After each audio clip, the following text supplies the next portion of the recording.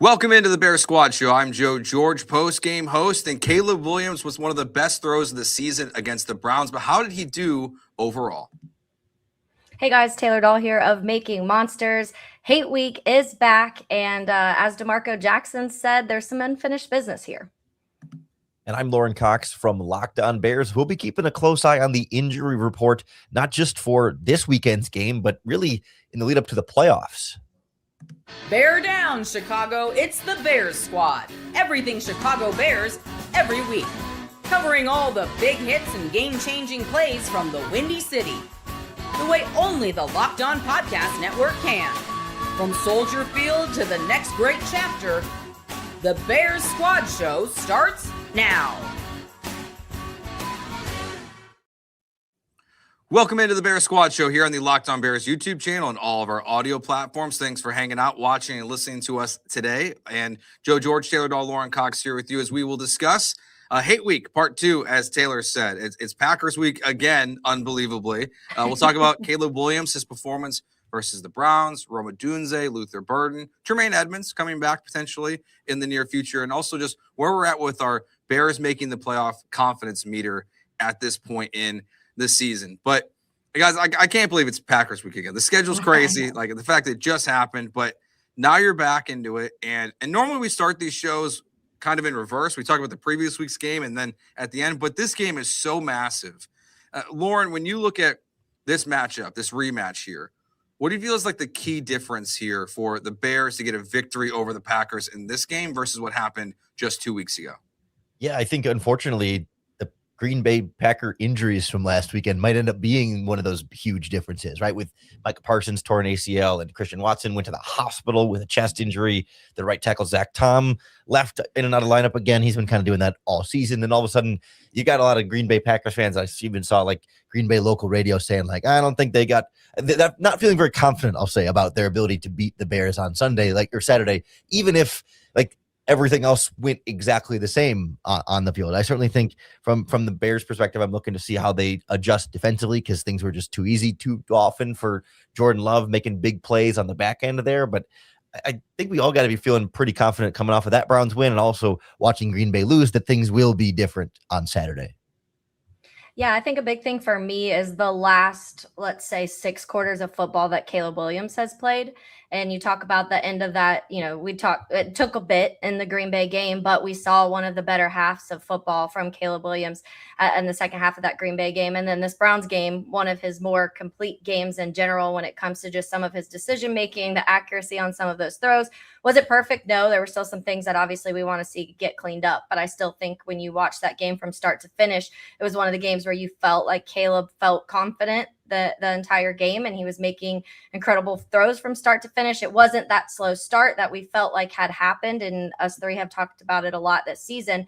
And I mentioned it that week before when we were recapping the Green Bay game, and I was like, look, Jordan Love didn't play well that first quarter. He just got it going the second quarter, and it took Caleb into the third to get it going when we were on the road playing against the Packers. And now you're home, so you have that that advantage of just the comfortability of playing. It's funny to me to go back and like remember preseason. Everybody's like, and I think we talked about it a little too, like what is Ben Johnson going to do in the elements and the bare weather? He's coaching in a dome with Detroit and with Jared Goff, and how much different that is going to be. And then, what is Caleb Williams going to do in this weather because he's a USC quarterback? And it was all these things, and now these storylines. I mean, he had his best game, and yes, it's the Browns, who aren't a good team overall, but the defense has been good, and they've been able to stop a lot of people from not having a ton of yards and not being able to have high completion percentages and not being able to score a ton. And so you saw kind of all of that still be able to happen offensively for the Bears. So to me, that's kind of what I'm looking at. Can Caleb Williams continue these last 6 quarters of football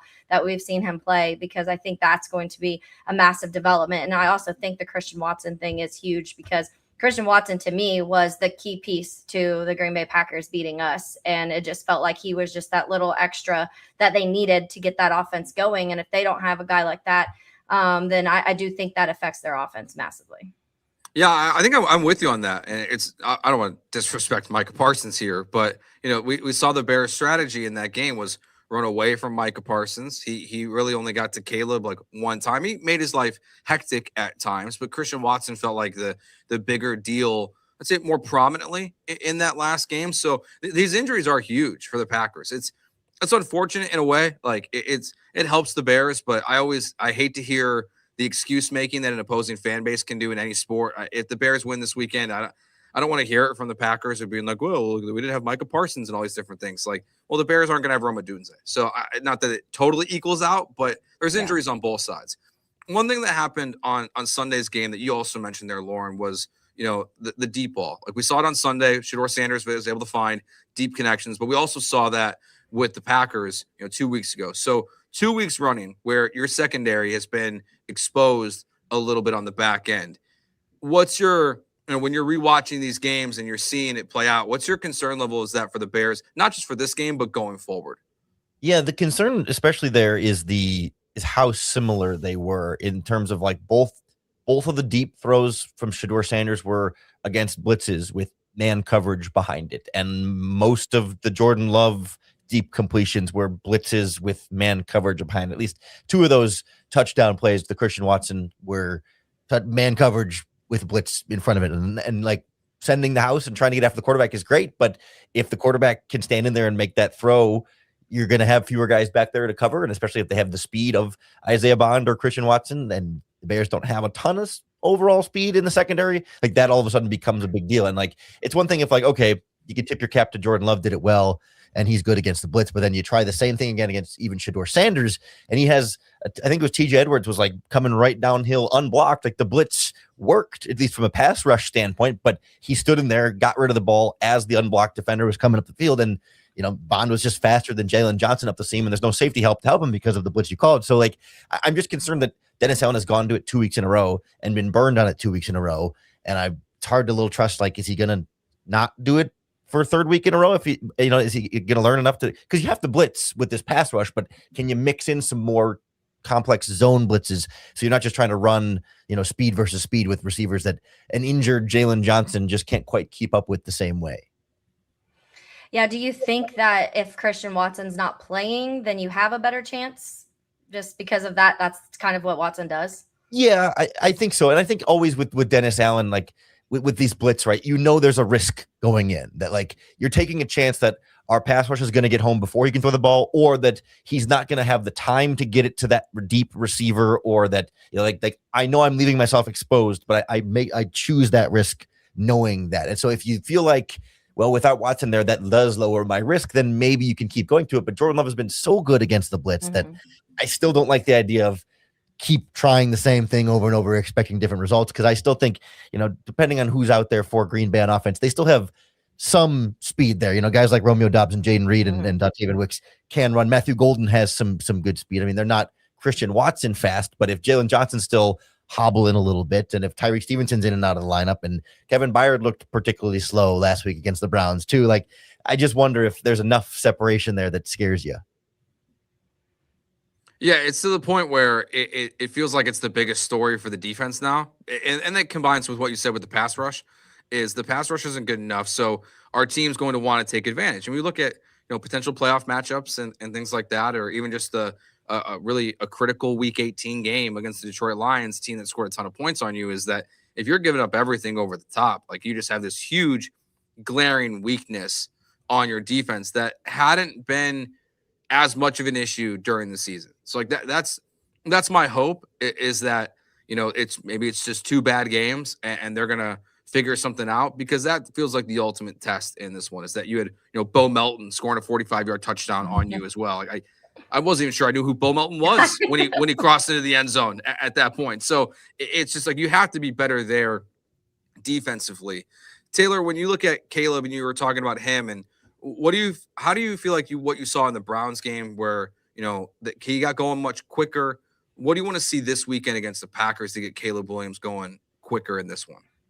Yeah, I think that is going to be the key, is you don't want it to be another game where it's taking 2.5, 3 quarters to really get the offense going. And we'll see. I mean, you're seeing Luther Burden and Rome Odunze pop up on the injury report, so that's not ideal going into a game like this weekend. But I do think that, you just saw, and I saw one of the tweets Courtney Cronin went in about how much more play action has been ran. Maybe that's the key at this point in time, is you do a lot more of that. You see the success rates in it. Let Caleb use his legs.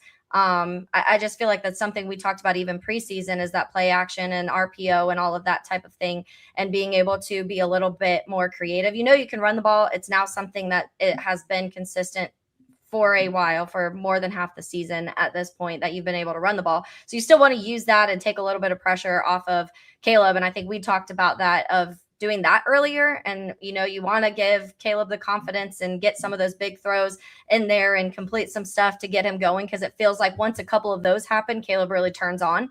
But at the same time, I think running the ball right away and kind of starting to wear out the Packers defense early and then letting the offense open up in other ways, I think is going to be the key this weekend, because I think that's what they did in the second half of that Packers game. And that's what really ended up working for them. I've been stuck on what Ben Johnson said this week about he's really seeing the game slow down from Caleb Williams, and whether or not we are seeing a corner being turned here, because he was so much more accurate against the Cleveland Browns than he had been in previous weeks.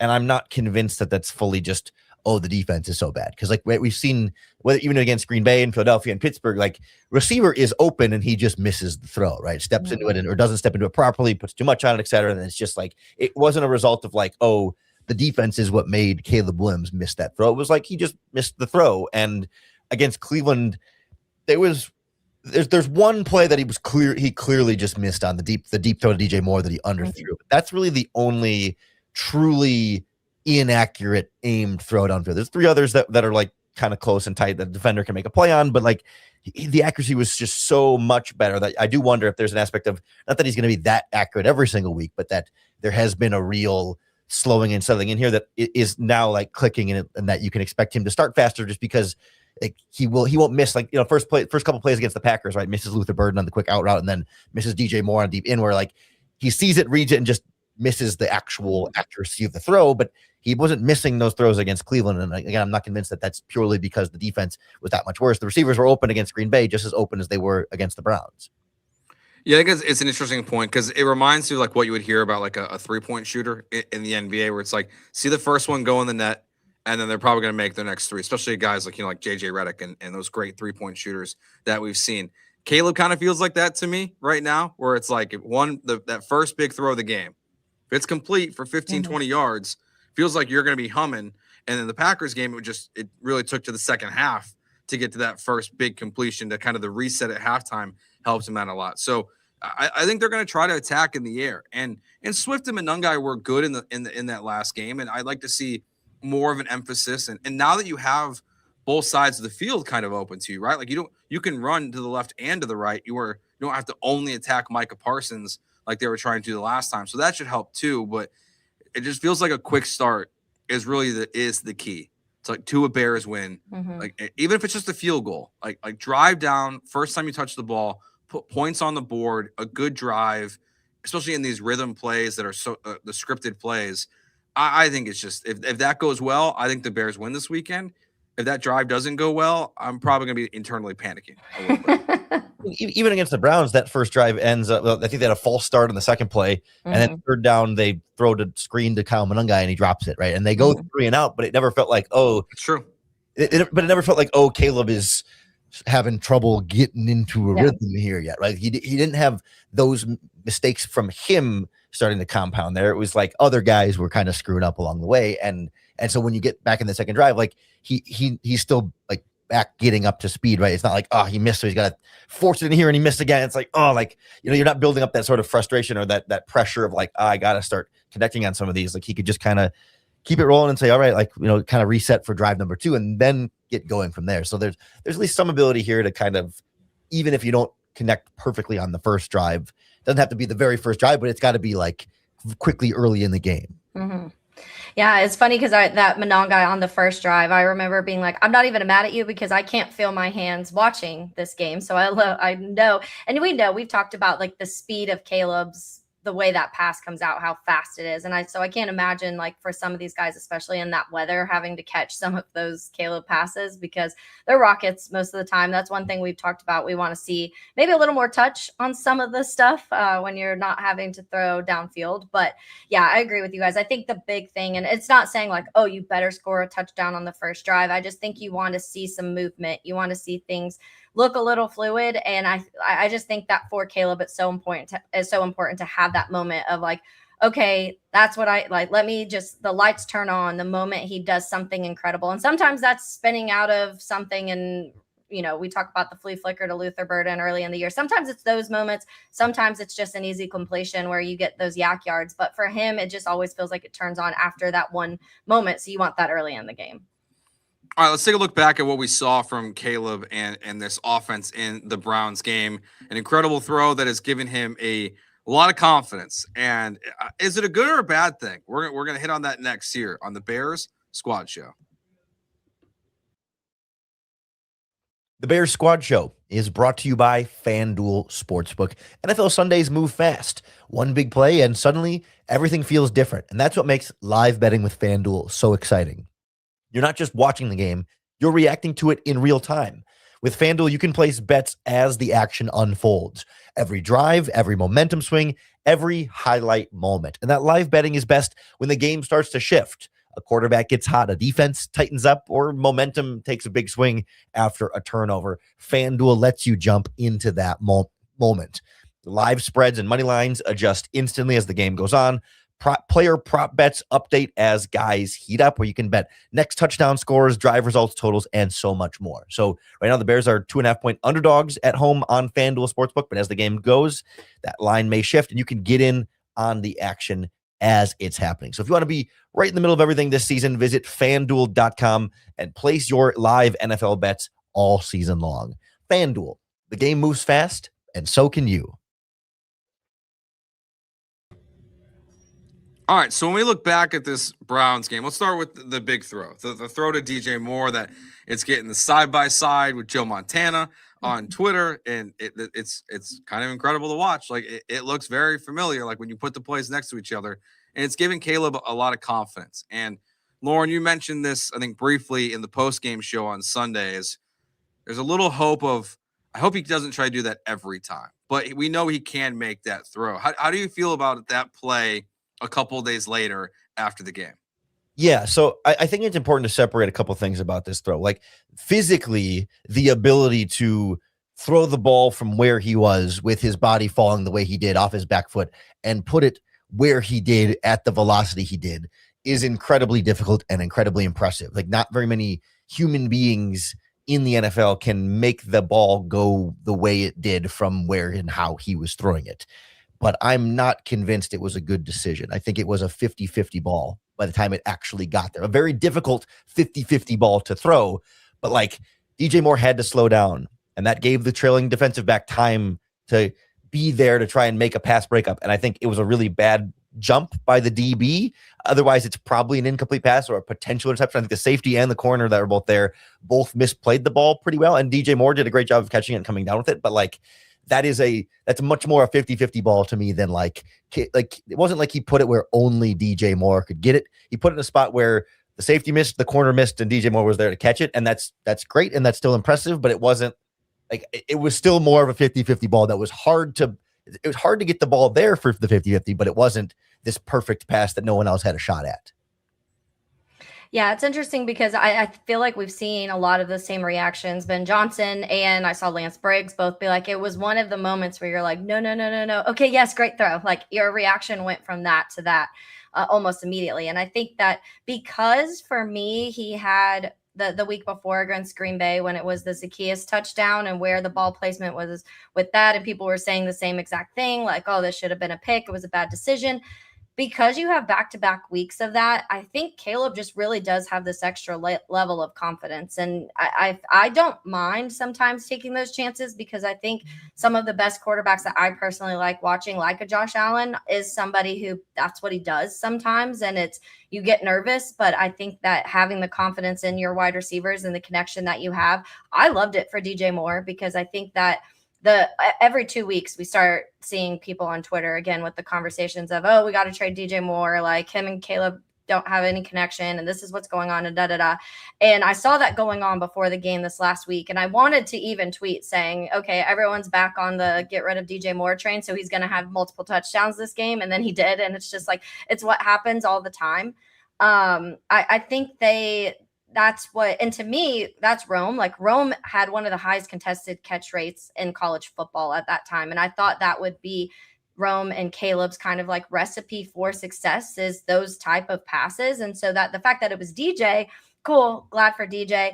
But to your point, Lauren, I mean, when you're talking about the way on the run, back foot, right before the sideline, letting that ball go, and it's a risk, but I don't mind the risk because I think that the best quarterbacks in the league take those. And I think if you have the confidence between you and your wide receiver to make it, and I think he does. I mean, and it's not just DJ. I mean, like I said, he does it with Zacchaeus. He does it with Rome when he can. He's done it with Luther, where it's just some passes where you're like, that was a little scary, but it was a completion or it was a touchdown. And that's the type of quarterback that Caleb is. I mean, you talk about the holy bleep plays that he's made this season, and that's just the type of guy he is. And so I don't want to take that away from him. I don't want to take away like the magical part of what Caleb is. So even though every now and then that's probably going to be a pick or it's going to be an incompletion, we're going to be mad, we also have to embrace the moments when they happen and they're successful.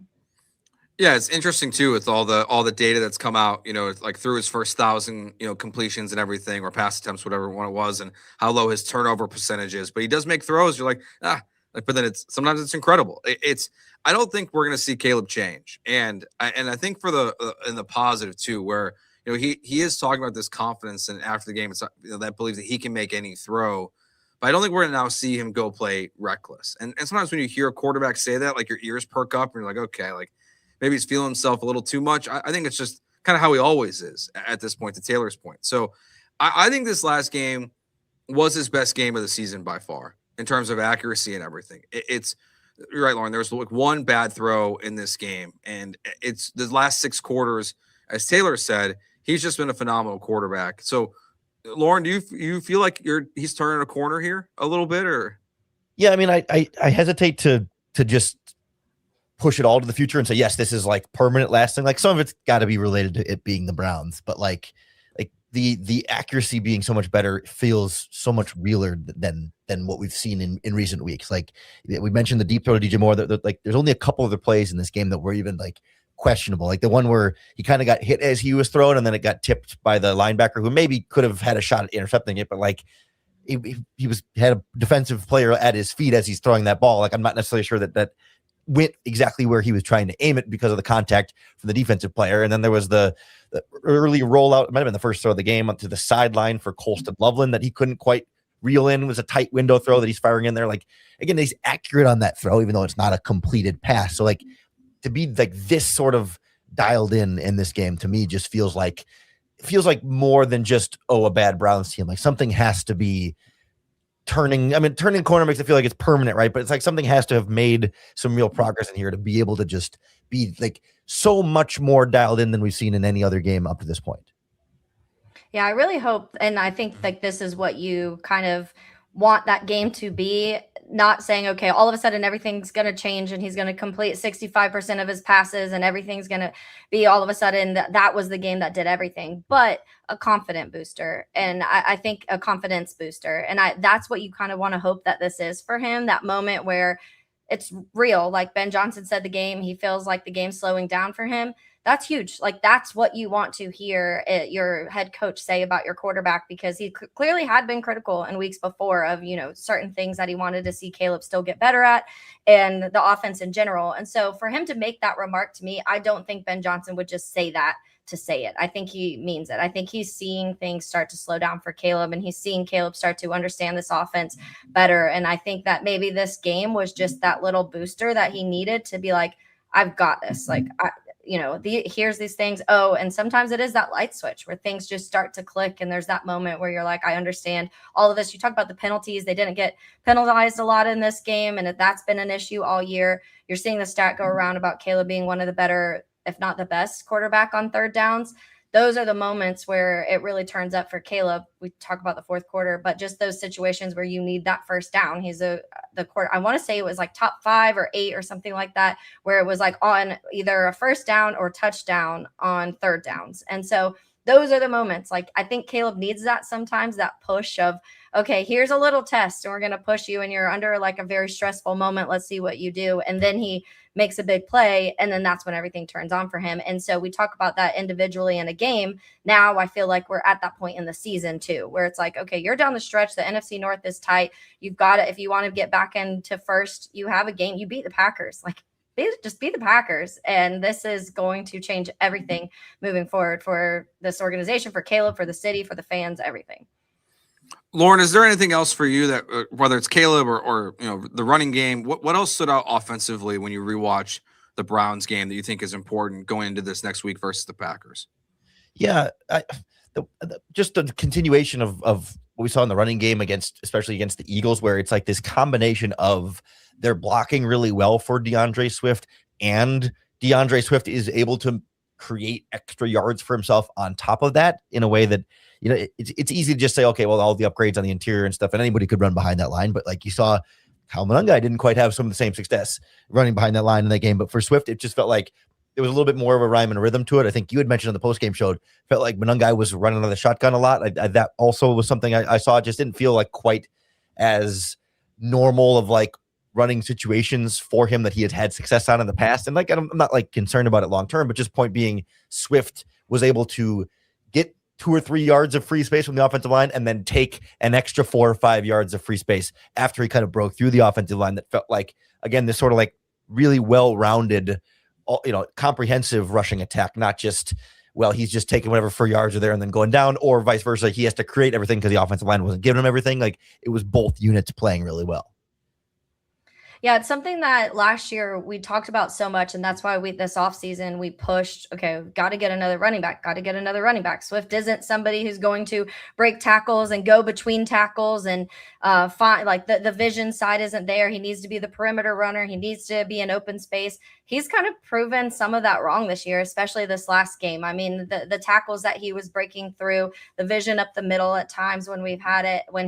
I mean, you talk about the touchdown run, and it's just like that one alone for him was that moment where you're like, Swift's in a different gear this year. And credit to Bieniemy, credit to the offensive line, credit to Swift himself, but everything is working so well. And it just looks like he's better at every category of what a running back should be. Even when you talk about some of the run blocking that he's had to do too, that was one of the things you criticized before. When you talk about the receiving side of things, he had so many criticisms before, and he's almost started checking all the boxes of a complete back this year. And it's been really fun to kind of watch the progression of that through the season.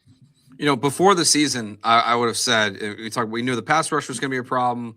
I would have put Swift on that list from a big picture perspective. And obviously we'll be doing these squad shows in the offseason. We'll have lots of time to discuss these things. But as we stand here, as the season's coming down to the end, what's your vision for the backfield next year, Lauren? Like, is Swift part of that? Because I was dreaming of Jeremiah Love, and not that I still wouldn't be dreaming of Jeremiah Love right now if somehow he fell to the Bears, because he's gonna have to fall at this point to 32. Yeah. But I before I would have been like, yeah, like Breece Hall, like some of these free agents, I'd be like, Etienne, even like, take a flyer on one of these guys, pair that guy with Monangai the way he's run. So do you envision Swift in this backfield next year with the way he's played, or you feel like there's still an upgrade to be made potentially down the road?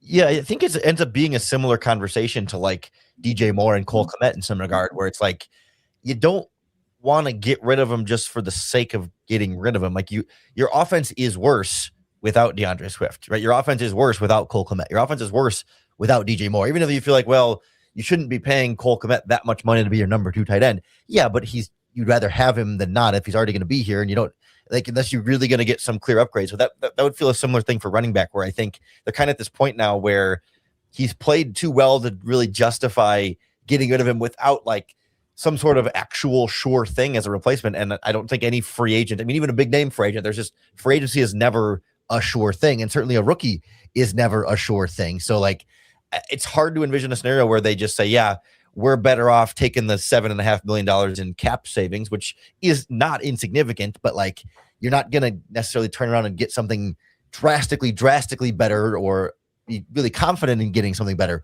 for that same price. And it does help that Bears front loaded part of his contract a little bit, so he actually costs a little bit less next year than he does this year. Only $1 million, but still, it's enough to say he's probably going to stick around. And sure, draft somebody at any point in the draft or bring in another free agent to add in the backfield. But like, I think this is an offseason of not a lot of subtracting just for the sake of subtracting. Like, even though that you could save some salary cap space, but it's about, can you just add a little bit more to make it even better? But I think they'll feel pretty confident with the guys they have. Yeah, I think so too. And especially, I think that this year was a bit of a gamble. Clearly, when you keep Swift with the kind of season he had last year and then waiting until round 7 to draft a running back. And I know I've talked to a lot of people since then. When I did my Browns podcast last week, the guy covers the draft too. And he said he was a big fan of Kyle Monangai and was like, I talked about him a lot pre-draft. And I was like, I didn't. I did not talk a lot about Kyle Monangai. But I think that, so they took a little bit of a gamble and it worked. And I think that we've kind of seen the Rojo side of things is not going to be that's probably not going to carry on. So yeah, draft another running back and then see how you go moving forward. But I think that the way that the run game has gone this season so far, I don't know why you would stray away from that, because to me, I think that you have this recipe that's worked really well between the two backs, between the way that they do everything when it comes to the offense, but also the line. And I think so much of it maybe was the line last year when it came to run blocking, and we blamed Swift for a lot of things. And yes, he had his moments, but I go back and I look at the one screenshot it was every single offensive lineman. I think the Bears were on like the 6 or something. Every offensive lineman was laying on the ground and DeAndre Swift was trying to like run and score a touchdown. Like, that's the type of situations he was dealing with that last year. And so I do think maybe we were, including myself, a little harder on him than maybe we should have been. But you have two backs to me that work so well and pair so well together that I think you want to try that again and see if it can continue through next year.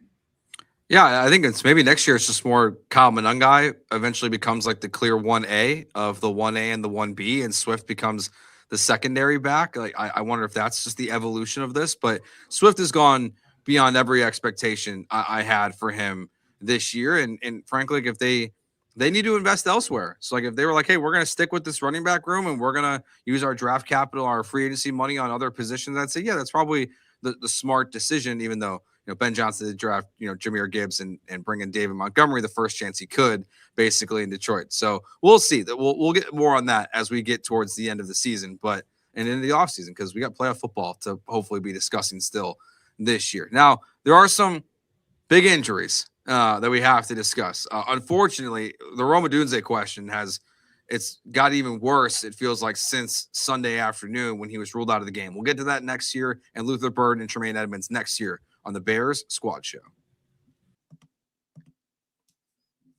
Today's show is brought to you by Rocket Money.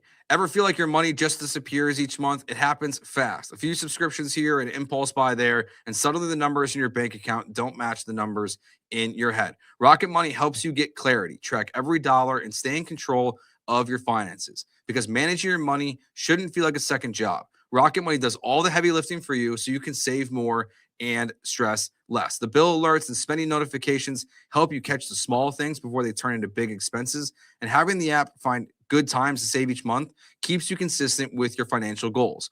Take the control of your finances and cancel your unwanted subscriptions with Rocket Money. Go to rocketmoney.com/lockedon today. That's rocketmoney.com/lockedon. rocketmoney.com/lockedon.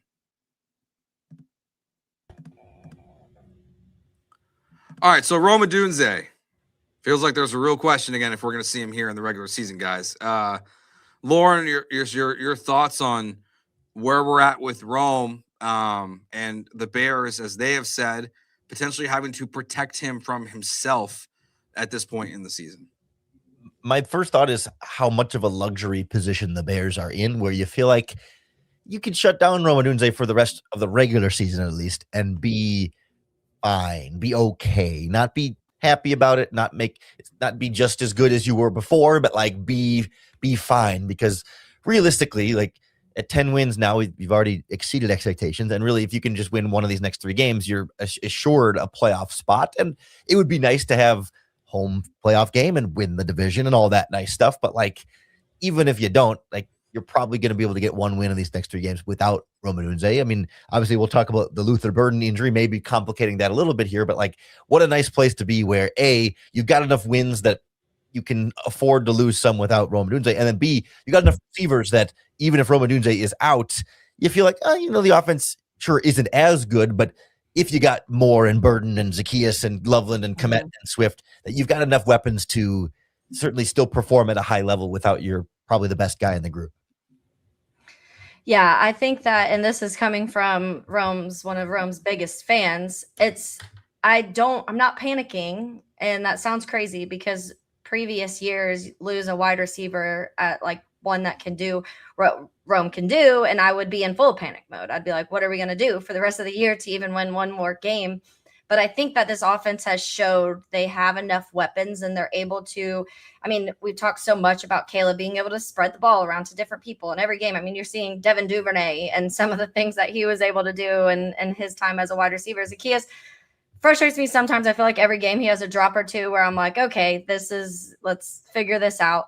But then he's also made some plays that we talk about, that touchdown when he caught that ball behind the defender against the Packers. And so you have those moments too from Zacchaeus. You talk about both tight ends. Maybe you use 2 tight ends a little bit more. It was something we talked about a lot coming into the season. And I feel like it hasn't been as much of a talking point. There's been a lot of 11 personnel, a lot more than I personally thought we would see throughout the season because of the Cole and Colston situation. But I do think that you have enough guys to get you through and to score points on this offense. The offense is better with Rome Odunze. That's just part of it, because I do think that makes defenses have to game plan against multiple top tier weapons. And so that obviously changes game plans and the things that he can do. When I talked about the contested catch, the 50-50 ball, those toe taps that we've seen from Rome on the sideline, that's just what he's really good at. And so you want that guy on the field.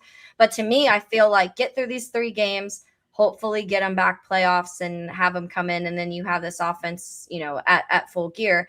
I honestly am a little more worried not having Luther in these last 3 games. So I'm really hoping that Luther's okay, because to me, what he's been able to add to the offense and some of those things that he does after the catch are what I really don't want to lose when it comes to this offense right now.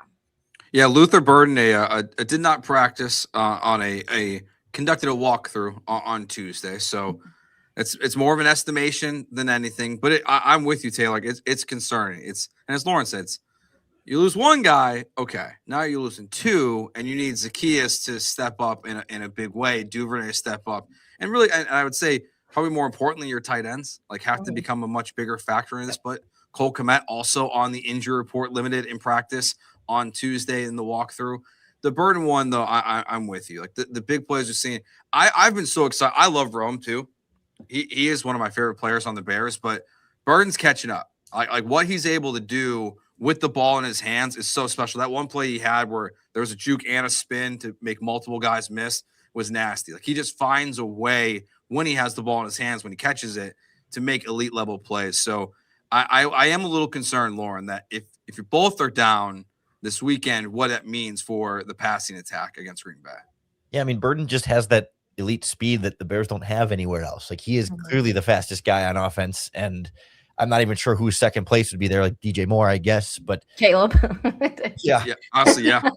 And when Devin Duvernay gets a full head of steam, he's got some speed too. But nonetheless, like when you talk about like what Christian Watson did to the Bears a couple times 2 games ago, like Luther Burden can do. He's not nearly as big, but like he has that kind of speed that if a team is going to blitz Caleb Williams in man coverage and you can get Luther Burden the ball in space 1-on-1, he can outrun everybody to the end zone that same way. And Rome Odunze is special in his ability to separate, and certainly he made so many contested catches in college that maybe we haven't seen translate quite as well so far, but like route running separation, like he's special in his own way, but like there's something particularly dynamic about what Luther Burden does that no one else in the offense is able to accomplish there. But it kind of tracks with the trend we've been seeing anyway from Ben Johnson and really the league going to more of that, 2 and 3 tight end sets. We've seen a lot of Durham Smythe playing with Cole Kmet and Colston Loveland, and sometimes it's the full house backfield. Sometimes they got two tight ends at wide receiver, but I think we're just going to see them lean more and more into that and throw the backup offensive tackle, the third offensive lineman, the 6th offensive lineman going in there too, getting some of those reps. Eventually, we're going to see a touchdown pass to him. Ben Johnson tried to dial one up a couple weeks ago, but didn't quite go that way. But I think it's coming at some point. Have you seen that increase since Rome, or pre-Rome you were seeing more of those 3 tight ends? I saw a chart. I think it's been like 4 or 5 weeks in a row that the percentage has gone up, especially in early downs. So I think it's as Rome has been dealing with the heel injury, but not sitting out games yet. Yeah. Maybe we see a Jade Walker game. I'd like to see it. Absolutely. Sure. Me too. I'm down for that. He was awesome in the preseason. Like he made the roster for a reason. You cut other guys that Ryan Poles had drafted to keep Walker on this roster. So like a Walker surprise against the Packers would be a fun addition, a good wrinkle to this rivalry. On the other side, Tremaine Edmunds' window has been open. He was limited in this walkthrough on Tuesday. So you never know with these. And Lauren, I know we've discussed at length now at this point of the Bears kind of return to play protocol and how it hasn't gone very well. So I'm going to be honest. I hope Tremaine Edmunds doesn't play this weekend. I hope they give him another week, maybe 2. Like, there's a playoff push to be happening here. Like, I look at that Detroit game that could be, you could be an 11-win team and miss the playoffs. Like, you need to have Tremaine Edmunds back for that game. So it's exciting, Lauren, but I don't want him to play. Especially just with how well DeMarco Jackson is playing too, that like there's not this like glaring hole that they desperately need Tremaine Edmunds to get back and fill. Like, I'm not ready to say like Jackson's been playing really well. I'm not ready to say that he's better than Tremaine Edmunds has been playing, but like I still don't think Edmunds has been that great this season. Like, he's got the big turnover numbers, but I think everything else has still been underwhelming considering how highly paid he is this season. But he's still a quality starting linebacker. He's just not he's like the 3rd highest paid linebacker in football. He's not the 3rd best linebacker in football, but he's still a good starting caliber player. And you want as many of those people on the field and available to you as possible, even if DeMarco Jackson is doing a good job. But I'm not worried in this matchup of like, oh, because Jackson's out there, the Packers are really going to tear up the Bears linebackers without Tremaine Edmunds if he's not able to go. Like, I'm glad he's progressing in the right direction, but I'm with you that even though it's only a 1 day shorter week, a short week, I'd rather just give him the extra time. Yeah, I'm right there with you. We've just seen it too many times this season. It feels like the players coming back maybe a little earlier than they should have, and then they're getting re-injured in that game they come back, and it's just been a little bit of a disaster. So that's why with both Tremaine Edmunds, let him have 1 more week, and then you also have a little bit of a longer gap between that because you're playing Saturday, so you do have, and then you play a night game after that, right? Yeah, Sunday Night Football. So you play Sunday night, and so you do have a longer rest period between then. You get 100%. I think DeMarco Jackson's been playing really well, and I do think that you just have this opportunity to let him get 100% before forcing something. And that's kind of in the same boat I am with Rome, and we'll see what it looks like once the postseason. But I'd be fine with them saying, give these guys the rest they need to make sure they're 100%, because you want to be able to win those games in the postseason. It's been a long time since you've been able to do that. I don't think we can, say Rome versus Micah Parsons in this instance of who has missed more. So I'll kind of make it a loaded question a little bit. Which affects the outcome of this game more? Is it Micah Parsons and his torn ACL being out, or is it if the Bears are missing both Luther Burden and Rome Odunze, Lauren? That's a good question. I think if you're just isolating it to these players, I think I would still lean Micah Parsons because he's been such a boon for that Packers defense in a way that I think Ben Johnson has more ability to scheme for the missing receivers than Jeff Hafley has to make up for what he's missing in Myles Garrett and how much that unlocked for them to be able to do on the back end. I do think, though, like, if you start to talk bigger picture about like which team is going to be missing more overall from injury in this game, I think it's a little bit more of a Chicago lean that way, just in terms of what the Bears have had to deal with Kyler Gordon and Tremaine Edmunds and Dio Odengbo, and they're missing a lot of guys, and I think that's going to be a lot more of like an even split. Like, there's no Packers excuse of Packers are more banged up than the Bears. Like, at worst they're 50-50, and I would probably still lean Chicago a little bit there. Yeah, I think that when you go to this and you immediately are like, all right, the Bears lost by a touchdown and had the chance to tie the game on the road at Lambeau, and they had Micah Parsons. So you lose Micah Parsons and potentially Christian Watson. And to me, I more so say that. So if it's like Luther Burden and Rome versus Micah Parsons and Christian Watson, I think Christian Watson and Micah Parsons win of who is going to be missing more. I think that it will be very interesting to see what Ben Johnson does if Luther and Rome are out, because I do think that he's going to have to navigate some things that he hasn't had to do this season, because Luther's just been such a big part of what this offense has looked like in the recent weeks. But I do think that Micah Parsons, there's a reason that they traded as much as they did when they did for Micah Parsons, because they felt like they needed that defensively to make their defense a contender, and you lose that. And so I think that's massive. I mean, we heard everybody being like, okay, they were kind of on the cusp. This is a team that people believed in. And then they got Micah Parsons and they're like, okay, now they could be a Super Bowl team. You just lost the reason why people thought you could be a Super Bowl team. Lauren, before we go to break, I mean, during the post-game show, we both were very frustrated as we were talking about the training staff. Do you feel any differently today than you did on Sunday about everything that's been going on with players getting hurt, not playing in games? No, like there's still again, like I always hesitate to be overly critical from the outside when we don't know the exact medical details of everything. And like individually, there might be an explanation for every single thing we've seen, but it just starts to add up so much with multiple guys hurt during warmups and guys going on the injured reserve from the practice squad and guys coming back too early and playing half games and not looking very good and then getting re-injured. And any of those individual things you can explain. All of them all happening within the same season. It feels like a little bit more there that I'd like answers to that we don't have. Yeah, I had reposted it earlier because someone, DraftKings, put out the games missed due to injury, and the Bears have the most with 240. So people in the comments were confused about that, but it's obviously like the amount of players in every game they've missed. You add up the total games that every player has missed, combine that's 240 games. And the next closest to that is the Lions behind them at 226, the Bills at 212, the Niners at 206, the Chargers at 194.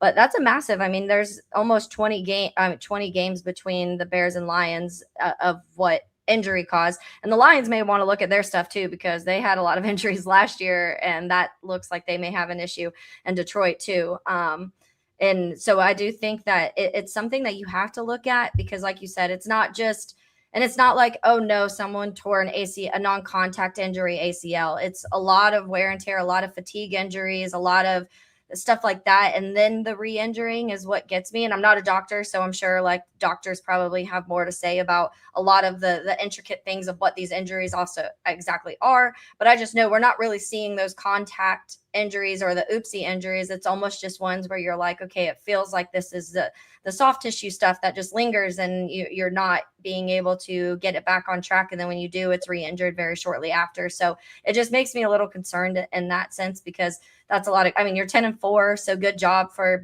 missing that many games, that many players during that many games and still being able to be a 10-4 team. That's credit to the backups and how they've stepped up. That's credit to this coaching staff and being able to coach up some of these guys that were second, third, and fourth string previous to this season. And so you do want to give credit to that side of the ball. But when it comes to the training staff and things like that, I feel like you do have to kind of wonder what exactly is going on if they're rushing things a little bit.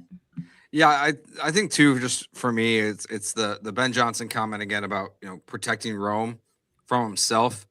I wonder if there feels like that's maybe an indicator of what's happening here with other guys as well, of trying to push back and get on the field and be a good teammate, and maybe trying to not be either as honest or push through injury too much, and the training staff potentially not saying like, hold up, let's wait another week and let's like really make sure this thing's good, because it's just concerning that there's been so many injuries, re-injuries, and guys not really healing. And like a stress fracture in your foot is not going to heal in a season. Like we all knew that about Rome, but just disappointing that, we might not see him again until potentially the playoffs at this point.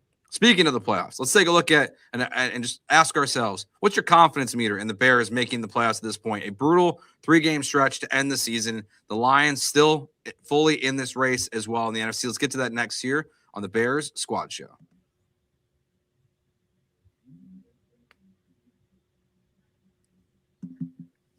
Taylor, I'll start with you on this one. Just as we go into this final 3-game stretch here, Packers, Niners, Lions. The Bears are in the playoffs, but everything is pretty much on the table, from missing to winning the North. It's, the 1 seed's still on the table at this point for the Bears. What's your confidence meaning that the Bears get in to the playoffs in the 2025-26 season? Yeah, I think if this last few weeks have taught us anything, it's how easily you can move right now in the NFC and how tight the NFC is. Because, I mean, you go from the Bears were the 2 seed, the Packers were the 7 seed. They flopped when the Bears lost to the Packers. And then this week, the Bears win, Packers lose, they flop again, and it's back to that 2 and 7 seed. So that's how close everything is. And that's what I think to me is the scariest part, because you're looking at beating 2 division rivals who have had the better of you, and the Lions maybe the last few years, the Packers for a lot of years. And then you talk about the Niners, and the Niners are also a team that have dealt with a lot of injuries, but they've been able to consistently win from start to finish throughout the season. Brock Purdy's probably playing some of his best football in December also down the stretch. And so I think there's a lot of things that you look at where it's tough.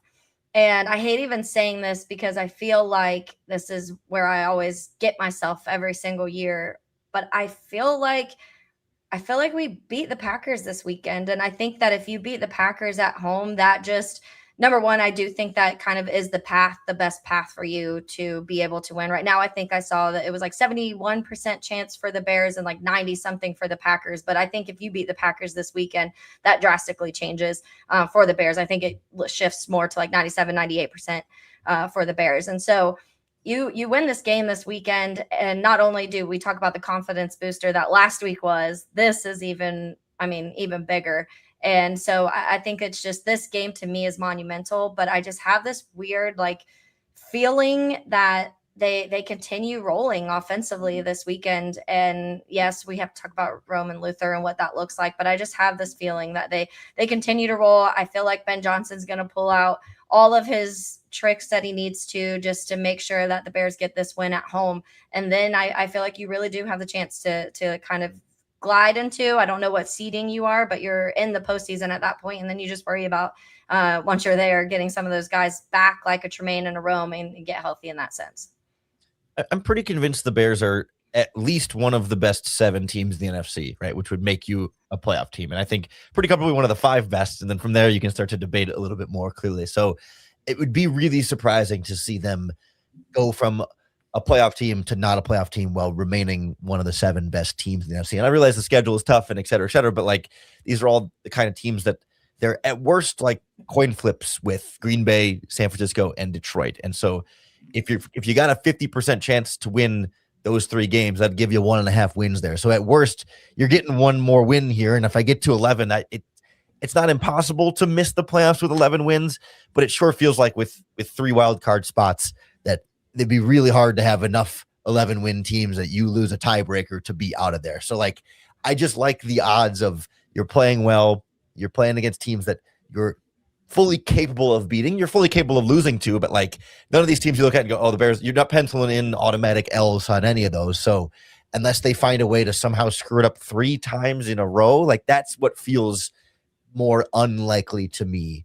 So whether that's beating Green Bay on Sunday or not, we'll see. But I also there's something about the Lions being in week 18 in Chicago and the whole Jared Goff in cold weather thing that helps me feel a little bit extra confident about that game, just because the Lions have been struggling in general, but they haven't really had a lot of away games outside at this point. They won't have any more until that Bears game. So they'll get nice and comfortable in their dome against the Steelers this week. And then they've got a road game in a dome. I don't remember against 2. And then they're outside again against their Vikings on the road in the dome. And then they're outside again in Chicago. And I just think even if the Lions are a little bit hot coming into that game, I think the cold weather is going to cool them down a little bit. So I just feel like there's circumstances that grease the wheels here for Chicago to not win out necessarily, but just have a good chance of winning 11 games at a minimum and being in firm control. Yeah, and the Bears can clinch a playoff spot this weekend. If they win or tie, and Aaron Rodgers, our old friend, takes down the Detroit Lions this weekend, then the Bears can get a playoff spot. So I guess for 1 week, we all have to be Aaron Rodgers fans. Just for 1 week. I can wait another week and clinch. That's fine. I don't need to clinch this Sunday. That's fair. It would be nice. I'm just rooting. I'll root for Mike Tomlin. Okay. Good call. One of the Steelers defensive linemen went to my high school, so I'll root for him. Okay, there you go. Nice. Well, I mean, who knows if they'll have TJ Watt back or not for this game? So I don't think so. But it's going to be. I'm with you guys. Like, I'm pretty confident they're going to make the playoffs. Like I've been playing around with like the ESPN playoff simulator, and it is where if you both end up at 11 wins with the Lions, but the Lions get the win in week 18, there's a path to where you're an 11 win non-playoff team. I don't know if I could handle that, guys. Like, that would be heartbreaking. That cannot happen. I just could not imagine a world in which the Bears are like, yeah, you won 11 games, you didn't make the playoffs. That would be devastating. But I think they're going to get in. I think they're going to win 2 of the next 3. I don't know which ones. I'm with you, Lauren. I'm looking at that last game where the Lions are pretty much indoors or in beautiful cities for like the last 6 weeks of their season, except for the Bears game. I think that's a huge leg up. So I've got them in. So Taylor, you already kind of spoiled it there a little bit, but you think the Bears win, but why do they win? They do. Yeah. And there's some other variables to this. The injury report could change this throughout the week of my confidence level of it. But as I mentioned at the top, I think that we're seeing Caleb in these last 6 quarters play some really good football. And I think that he just got this boost of confidence, this boost of energy. This, as Ben Johnson said, things are slowing down for him.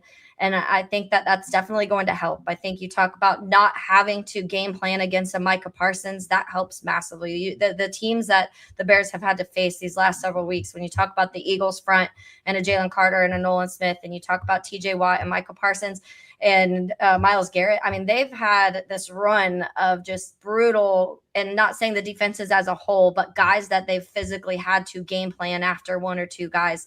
And I think that changes huge for this weekend, not having Micah Parsons. I also, if you don't have a Christian Watson, we've talked about that too. I think that was the biggest burn for the Bears last time they faced each other. Christian Watson just felt like he was kind of that guy that anytime they needed a big play to happen, it was to him and it was successful. And if you lose that, I think, yes, you have some of these other guys. I'm not as scared of a Romeo Doubs. I mean, Matthew Golden's been decent this year, but I think that it's been honestly a little underwhelming, especially for a 1st-round draft pick. So I just think things feel like they're leaning towards the Bears' way when it comes to how guys are playing.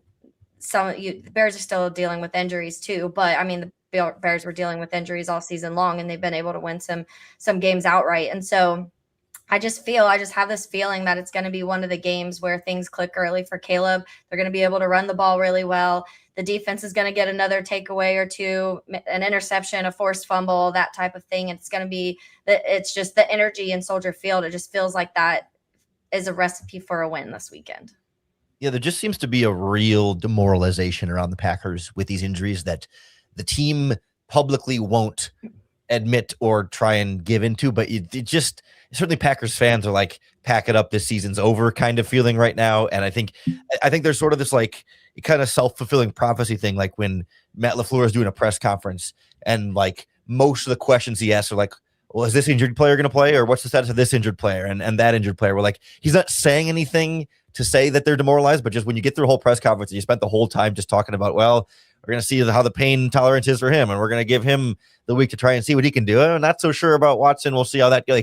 And you kind of get done and it's like, oh man, like there's not a lot of like, oh yeah, everything is clicking, we're going to beat the Bears again, or this is how we're going to, it's just, there's a sort of like an unspoken letdown around that team that I feel like is going to translate on Sunday, especially or on Saturday, especially because even in the first game they played, like there were plenty of penalties, sloppy mistakes by Green Bay, like self-inflicted wounds there that made their path to victory more difficult. And now you add on injuries and maybe a lack of like energy rallying, and it just feels like there's like I don't think Jordan Love is going to have like some horrible game or anything because he's still playing pretty well, but like I just don't think they're going to have enough juice to hold on to win in Soldier Field.